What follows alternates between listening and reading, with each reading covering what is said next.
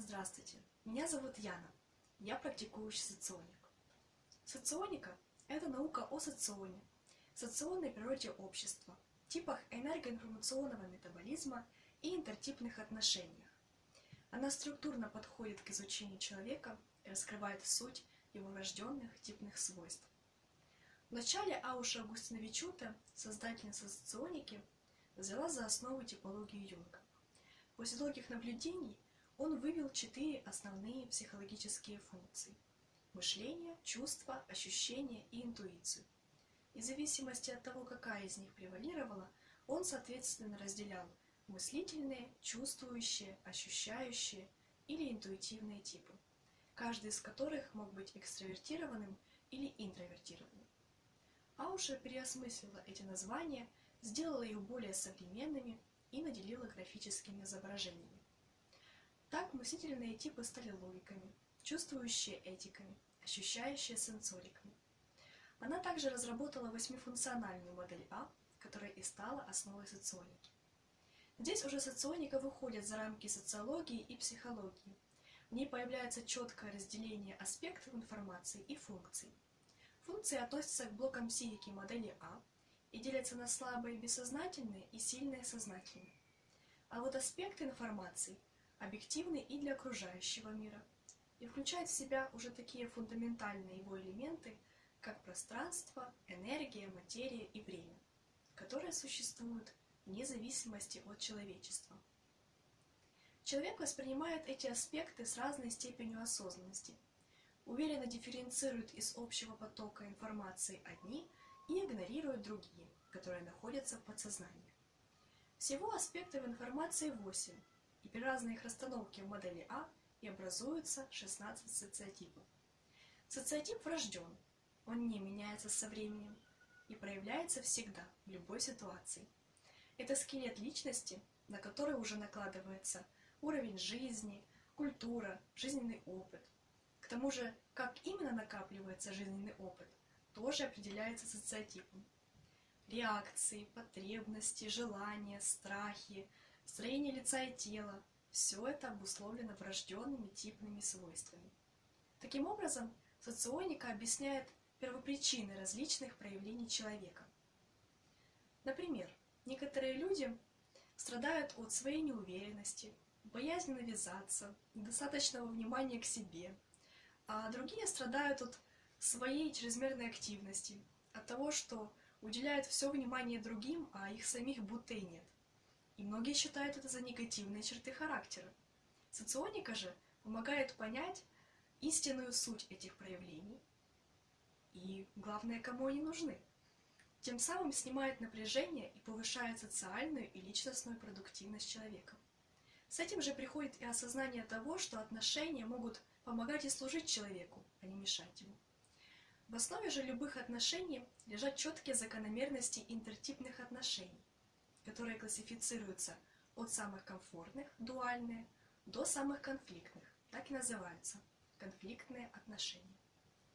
Соционика объясняет, почему одни люди вас притягивают, а другие отталкивают, или вообще не интересуют, или вас интересуют лишь некоторые их проявления.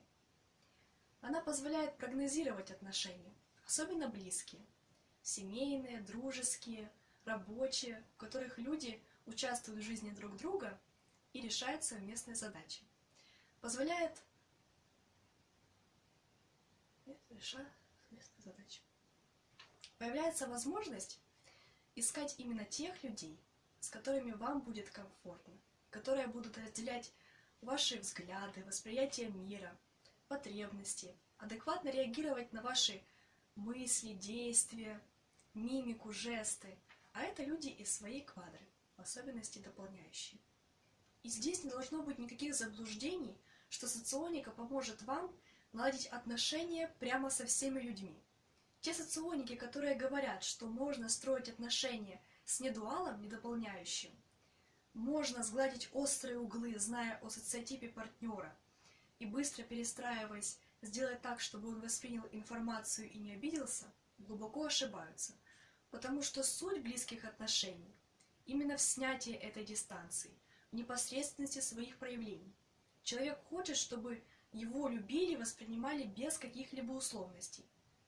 Чем ближе люди сходятся, тем сильнее раскрываются интертипные отношения. Если на первом этапе отношений люди хотят понравиться друг другу и сдерживают себя или проявляют те качества, которые, как они думают, от них ожидают увидеть, то уже дальше они действуют так, как им присуще. И вдруг оказывается, что человек совершенно другой, чем казалось им вначале. Чем дальше, тем сильнее негативный отклик. Чем больше человек хочет разобраться, что же тут не так, тем сильнее разгорается конфликт. И больше всего от этого страдают дети, потому что у них нет выбора. Если в дуальных отношениях дети наследуют социотипы своих родителей, мальчик отца, девочка мамы, то в недуальных отношениях очень сильный разброс. Ребенок в недуальной семье просто смотрит на своих родителей и понимает, чувствует, что здесь что-то не так. Родители разговаривают на каком-то чужеродном языке, навязывают чужеродные ценности, и как ни старайся, невозможно найти точек соприкосновений. Получается такой сизифов труд.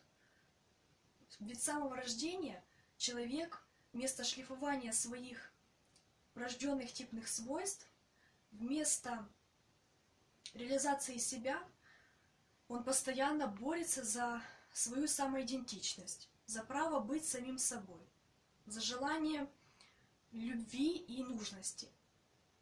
И это дезориентирует психику человека, меняет смысл его жизни. А в дуальных отношениях, наоборот, ребенок с рождения прекрасно понимает мысли, действия, мимику родителей.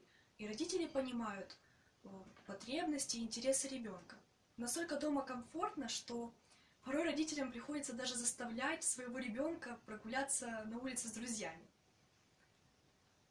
И те стереотипы, что семейные отношения — это постоянный компромисс, конфликтные дети, конфликтные подростки, их приходится пересматривать, потому что они не возникают. Этого нет в дуальных отношениях.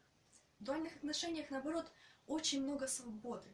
И порой это даже пугает людей, потому что в них отсутствует конкуренция. И есть поддержка. Каждый передает инициативу невольно друг другу. И со временем дуалы осознают, что это классно, это приносит радость, эйфорию и дает огромный толчок к развитию. К тому же появляется возможность влиять на рождение своих детей, поскольку, как я уже упомянула, есть четкая закономерность наследования социотипов в дуальных семьях.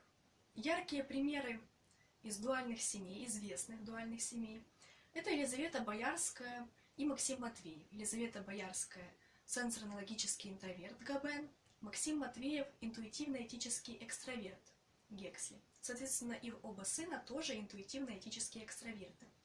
Владимир Пресняков — старший и младший, оба логико-сенсорные интроверты.